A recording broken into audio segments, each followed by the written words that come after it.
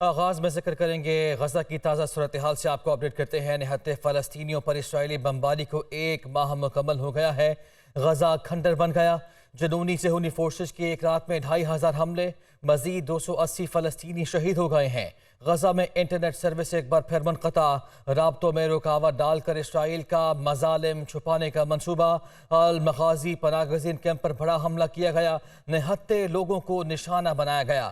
شہید فلسطینیوں کی تعداد 9700 سے بڑھ گئی ہے، جبکہ شہداء میں 4880 بچے اور 2550 خواتین بھی شامل ہیں۔ 32000 سے زائد افراد زخمی بھی ہیں۔ 15 لاکھ سے زائد شہری اب تک بے گھر ہو چکے ہیں۔ نہتے فلسطینیوں پر اسرائیلی بربریت اور ظلم و جبر کا سلسلہ جاری ہے۔ اسرائیلی بمباری کو 1 ماہ مکمل ہو گیا، جس کے بعد موجودہ صورتحال دیکھی جائے تو غزہ کھنڈر کا منظر پیش کر رہا ہے۔ انکل کیا مجھے قبرستان لے کر جا رہے ہیں؟ اسرائیلی بمباری سے تباہ عمارت کے ملبے سے زندہ نکالے جانے والی بچی کا جملہ ویڈیو انٹرنیٹ پر وائرل ہو گئی۔ جبالیہ کیمپ سے بچی کو اسپتال منتقل کر دیا گیا۔ عرب میڈیا کے مطابق یہ ویڈیو غزہ کے جبالیہ کیمپ کی ہے، جہاں اسرائیل 4 مرتبہ بمباری کر چکا ہے۔ ملبے کے نیچے سے نکالے جانے کے بعد بچی کو اپنے زندہ ہونے کا یقین نہیں آیا اور وہ پوچھ رہی ہے کہ انکل کیا مجھے قبرستان لے کر جا رہے ہیں؟ اس پر ایک شخص اسے حوصلہ دلاتے ہوئے کہتا ہے کہ نہیں، تم تو چاند جیسی ہو۔ فلسطین میں جاری اسرائیلی بربریت میں معصوم بچوں اور شہریوں کی شہادت پر سابق صدر باراک اوباما، سابق صدارتی امیدوار برنی سینڈرز بھی خاموش نہ رہ سکے۔ اعتراف کر لیا کہ امریکی بھی اس میں کسی نہ کسی طرح شریک ہیں۔ اسرائیلی وزیر اعظم کی ہٹ دھرمی برقرار ہے۔ عالمی مطالبات کے باوجود جنگ بندی سے انکار کر دیا۔ غزہ میں نسل کشی کے خلاف مذمتی خط لکھنے پر نیو یارک ٹائمز نے ایوارڈ یافتہ صحافی خاتون سے استعفیٰ طلب کر لیا۔ اسرائیلی بربریت اور وحشیانہ حملوں میں معصوم بچوں اور شہریوں کی شہادتوں پر سابق امریکی صدر باراک اوباما نے کہا کہ فلسطین میں جو کچھ ہو رہا ہے وہ ناقابل برداشت ہے۔ کسی نہ کسی حد تک ہم سب اس میں شریک ہیں۔ امریکی سینیٹر اور سابق صدارتی امیدوار برنی سینڈرز کا کہنا ہے کہ غزہ کی تباہی جدید دور کے ہولناک ترین لمحات میں سے ایک ہے۔ یہ عالمی قوانین کی سنگین خلاف ورزیاں ہیں جو کسی صورت قابل قبول نہیں۔ دوسری جانب وزیر اعظم نیتن یاہو اپنی ہٹ دھرمی پر قائم ہے۔ اسرائیلی پائلٹ سے خطاب میں کہا کہ ہماری یرغمالیوں کی رہائی تک جنگ بندی نہیں ہوگی۔ اپنے دوستوں دشمنوں کو بتا رہے ہیں انہیں شکست دینے تک جنگ جاری رکھیں گے۔ امریکی وزیر خارجہ اینٹونی بلنکن کا اچانک دورہ عراق، وزیر اعظم سے ملاقات کی اور امریکیوں کے تحفظ کے لیے ہر ضروری قدم اٹھائیں گے۔ عیسائیوں کے روحانی پیشوا پوپ فرانسس نے غزہ میں ایک بار پھر جنگ بندی کی اپیل کی اور کہا کہ غزہ میں انسانی صورتحال انتہائی سنگین ہے۔ خدا کے نام پر جنگ بندی کی درخواست کرتا ہوں۔ امریکی اخبار نیو یارک ٹائمز نے غزہ میں نسل کشی کے خلاف مذمتی خط پر دستخط کرنے کی وجہ سے اپنی ایوارڈ یافتہ صحافی جاسمین حق سے استعفیٰ لے لیا۔ خبروں کا سلسلہ آگے بڑھاتے ہیں۔ ہمیں خبر یہ ہے وزارت خزانہ سے رواں مالی سال کی پہلی سہ تک حکومتی ملکیتی اداروں کے نقصانات کی رپورٹ طلب کی گئی ہے۔ وزارت خزانہ نے IMF سے دسمبر 2023 تک رپورٹ فراہم کرنے کے لیے وقت مانگ لیا ہے۔ ہمارے نمائندے اسلام آباد سے مدثر علی رانا ہمارے ساتھ موجود ہیں۔ مدثر، آگاہ کیجیے گا کتنا وقت درکار ہوگا یہ رپورٹ جمع کرانے کے لیے؟ اب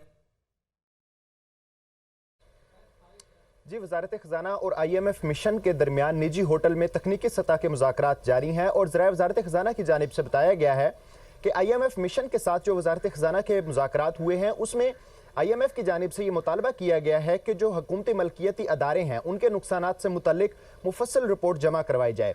مجھے میرے ذرائع جو وزارت خزانہ میں ہیں انہوں نے بتایا ہے کہ وزارت خزانہ حکام کی جانب سے IMF مشن کو رپورٹ حکومتی ملکیتی اداروں کے نقصانات سے متعلق جون 2020 تک کی جمع کروائی گئی، جس کو IMF نے ماننے سے انکار کر دیا ہے۔ IMF وفد نے یہ کہا ہے کہ جو حکومتی ملکیتی اداروں کے نقصانات ہیں اس سے متعلق جو تفصیلی رپورٹ ہے وہ لاسٹ جو سہ گزری ہے ستمبر 2023 کے اختتام تک، اس سے متعلق تمام تر جو نئے اعداد و شمار کے ساتھ ڈیٹا فراہم کیا جائے۔ اس پر وزارت خزانہ حکام کی جانب سے IMF مشن سے یہ درخواست کی گئی ہے کہ یہ ڈیٹا ابھی کمپائل کیا جا رہا ہے اور اس میں مزید 1 سے 1.5 ماہ کا وقت درکار ہوگا۔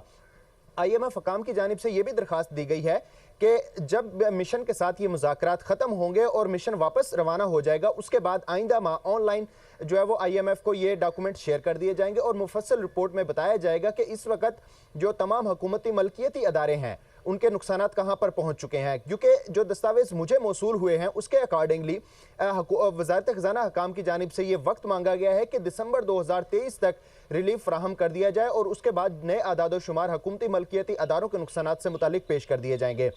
जो वज़ारत ख़ज़ाना हकाम ने IMF मिशन को रिपोर्ट फराहम की है उसमें बताया गया कि जून 2022 रिपोर्ट पुरानी है और नए आदाद शुमार मांगे गए हैं। शुक्रिया आपका मुदस्सिर। नवाज शरीफ की सियासी मसरूफियात 4 साल बाद पार्टी सेक्रेटेरिएट मॉडल टाउन पहुंच गए। नवाज शरीफ पार्टी सेक्रेटेरिएट में सियासी मुलाकात भी करेंगे। इसी पर बात करने के लिए जावेद हुसैन हमारे साथ मौजूद हैं। जावेद बताइए। वो लाहौर में जो मॉडल टाउन में पार्टी सेक्रेटेरिएट है वहां पर पहुंच चुके हैं और इस पार्टी सेक्रेटेरिएट के ऑफिस में जो है वो उनका खसूसी दफ्तर भी कायम किया गया है और कायद मुस्लिम लीग नून नवाज शरीफ जो है वो 4 साल बाद अब आज पार्टी के मरकजी ऑफिस पहुंचे हैं जहां पर वो सियासी मसरूफियत का बाकायदा आगाज करेंगे और अपना दफ्तर संभालेंगे।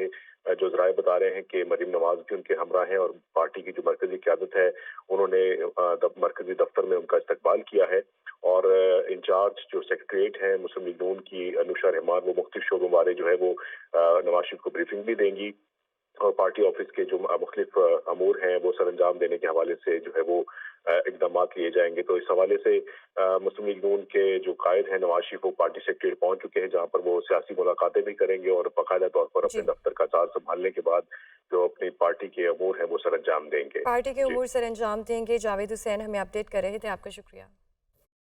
खबर है अदालती उमूर से एहतजाज और तोड़ फोड़ के तनाजुर में मुकदमात चेयरमैन PTI की 3 जमानत की दरखास्तों पर समात हुई है। समात का अहवाल जान लेते हैं। इस्लामाबाद से हमारे नुमाइंदे रिजवान काजी हमारे साथ मौजूद हैं। रिजवान बताइएगा। ज़्यादा दहशतगर्दी अदालत में शाह महमूद कुरैशी और चेयरमैन PTI की जमानत की दरखास्तों पर आज समात हुई है। प्रोसिक्यूटर छुट्टी के होने के बायस अदालत ने समात मुलतवी कर दी। दौरान समात अदालत ने शाह महमूद कुरैशी के वकील अली बुखारी से इस्तफसार किया कि अगर चेयरमैन PTI की दरखास्त के साथ ही सुन ले तो ठीक नहीं, जिस पर अली बुखारी एडवोकेट ने कहा कि मैं तो अभी तैयार हूँ, अदालत मुझे सुनकर फैसला कर दे। इस केस में शरीक मुलजमान की जमानतें हो चुकी हैं, हमारी भी जमानत होनी चाहिए। प्रोसिक्यूटर ने भी कहा था कि शरीक मुलजमान की जमानतें कन्फर्म हो चुकी हैं, पुलिस अगर शाह साहब के खिलाफ भी लिख कर दे तब भी जमानत तो कन्फर्म होनी है। अदालत ने रिमार्क किए कि चेयरमैन PTI की दरखास्तों के साथ ही जेल में इसे भी सुन लेंगे। अदालत ने आइंदा समात 14 नवंबर तक के लिए मुलतवी कर दी। जी शुक्रिया आपका रिजवान। Welcome back. इंटरबैंक में डॉलर की कीमत में 69 पैसे का इजाफा। इंटरबैंक में डॉलर 285 रुपए की सतह पर ट्रेड कर रहा है। इसी पर बात करने के लिए head of business desk Haris Sameer हमारे साथ मौजूद हैं। हारिस बताइए।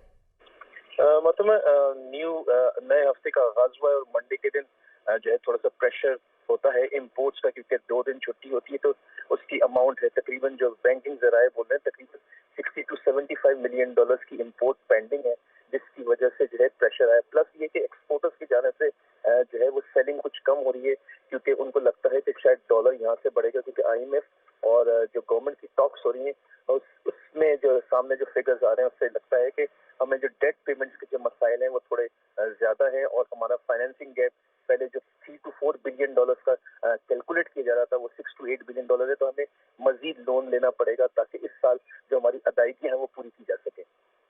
जी ठीक है, हारिस समीर हमें अपडेट कर रहे थे, आपका शुक्रिया। खबर है क्वेटा से कोंगो वायरस का एक और मरीज दम तोड़ गया। 37 साला मरीज को कल फातिमा जनाह अस्पताल लाया गया था, वो जान ना हो सका। मरीज के खून के नमूने के टेस्ट पॉजिटिव आए हैं, ऐसा बताया जा रहा है अस्पताल ज़राए की जानिब से। गुज़िश्ता रोज़ भी कोंगो वायरस से मुतासरा एक डॉक्टर जान की बाजी हार गया था। कोयटा से खबर यह है कि कोंगो वायरस का एक और मरीज दम तोड़ गया है और इस मरीज का यह बताया जा रहा है कि 37 साल ये मरीज था जिसको कल फातिमा जनाह अस्पताल लाया गया था, लेकिन वो जान बद ना हो सका। और अस्पताल ज़रा ये बता रहे हैं कि मरीज के खून के नमूने की जब टेस्ट लिए गए तो टेस्ट पॉजिटिव आए हैं।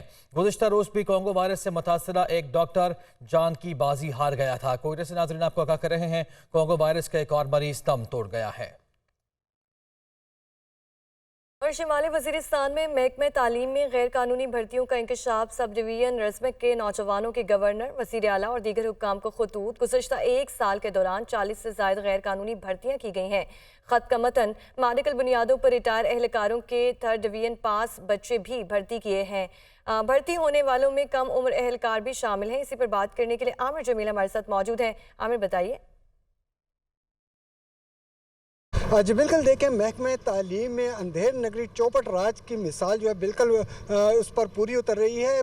तकरीबन गुज़िश्ता साल के दौरान 40 से ज़ायद गैर कानूनी तौर पर भर्तियाँ की गई और इस गैर कानूनी भर्तियों में न सिर्फ शोहदा पैकेज शोहदा के जो बच्चे थे उनको नज़रअंदाज किया गया, बल्कि मेडिकल बोर्ड पर रिटायर्ड होने वाले जो एहलकार थे उनके 3rd डिवीज़न पास बच्चों को और उनके रिश्तेदारों को उसमें भर्ती किया गया है। इसके साथ साथ मुतअद्दिद अफराद ऐसी भी हैं जिनको दीगर अजला से भर्ती किया गया है। लकी मरवत और बनू जो कि शुमाली वज़ीरिस्तान और रज़मक डिवीज़न से काफ़ी दूर है, उन में रिहाइश पजीर जो अफराद थे उन्हें भर्ती किया गया है। इसके साथ साथ जहाँ पर एक तरफ गैर कानूनी तौर पर भर्तियाँ की जा रही हैं तो दूसरी जानिब वहाँ पर शुमाली वज़ीरिस्तान के मुतअद्दिद स्कूल जो हैं वो मुकम्मल तौर पर बंद है और उनकी बाकायदा तौर पर बार बार निशानदेही की गई है, लेकिन अभी तक उन्हें उस पर किसी किस्म का कोई अमल दरामद नहीं हुआ और वो अभी भी बंद हैं। और इस सारी चूँकि गैर कानूनी भर्तियों पर जो दस्तखत होते हैं वो SADO के होते हैं, उन्होंने जब इनकार किया तो उन्हें भी उसके नौकरी से हाथ धोना पड़ा है। और जबकि इस तमाम मामले से जो DO हैं वो इनकारी, उनका कहना है कि किसी किस्म की कोई भर्तियां गैर कानूनी तौर पर नहीं हुई। दूसरी जानिब जो स्कूल है न सिर्फ वहाँ पर बंद है बल्कि जो इस साजिश में शामिल नहीं उन्हें अपनी नौकरियों से हाथ भी धोना पड़ रहा है। और वहाँ के जो नौजवान हैं रज़मक सब डिवीज़न के, उन्होंने इस हवाले से बाकायदा आला हुकाम को खुतूत दिया। ठीक है, आमिर जमील हमें अपडेट कर रहे थे, आपका शुक्रिया। स्मोक इमरजेंसी का निफाज भी किसी काम ना सका। लाहौर आज भी स्मोक की लपेट में है। शहर में बढ़ती हुई आलूदगी को कंट्रोल नहीं किया जा सका। मजमूई एयर क्वालिटी इंडेक्स 405 रिकॉर्ड किया गया है और लाहौर आज भी दुनिया भर में फ़ज़ाई आलूदगी की फहरिस्त में पहले नंबर पर है। मज़ीद बता रही हैं सामिया सईद। बिल्कुल, सूबाई दारुल हुकूमत लाहौर में आलूदगी के डेरे बरकरार हैं। आलूदगी के एतबार से आज भी लाहौर पहले नंबर पर ही रिकॉर्ड किया जा रहा है और शहर का मजमूई एयर क्वालिटी इंडेक्स जो है वो 405 रिकॉर्ड किया जा रहा है। इसी तरीके से अगर बात कर ली जाए शहर के मुख्तलिफ इलाकों की तो आमिर टाउन के इलाके का एयर क्वालिटी इंडेक्स 500 रिकॉर्ड किया जा रहा है। माल रोड के इलाके का एयर क्वालिटी इंडेक्स 475 रिकॉर्ड किया जा रहा है और जोहर टाउन के इलाके का एयर क्वालिटी इंडेक्स 345 रिकॉर्ड किया जा रहा है। तो ये देखा जा रहा है कि आलूदगी में जो है वो दिन ब दिन इजाफा ही होता जा रहा है। पंजाब हुकूमत की जानिब से जो है पंजाब भर में स्मोक इमरजेंसी नाफिज कर दी गई है, लेकिन उसके बाद भी आलूदगी को जो है वो कंट्रोल नहीं किया जा सकता। हुकूमत पंजाब ने शहरियों से यही अपील की है कि मास्क का इस्तेमाल जो है वो लाजमी करें, लेकिन उसके बावजूद भी ये देखा जा रहा है कि शहरी जब रोज़ सुबह ऑफिस के लिए उठते हैं या बच्चे तालीमी इदारों को जाते हैं तो वो मास्क का इस्तेमाल जो है वो नहीं कर रहे, जिसके बायस जो है वो मुख्तलिफ बीमारियाँ जो है वो तेज़ी से फैलती हुई जा रही हैं, जिसमें आँखों में जलन और सांस लेने में दुश्वारी जैसी बीमारियां जो हैं वो शहर लाहौर में आम हो गई हैं। तो शहरियों को जो है वो मास्क का इस्तेमाल लाजमी करना चाहिए क्योंकि जो दिन ब दिन स्मोक है वो बढ़ती ही जा रही है। जी।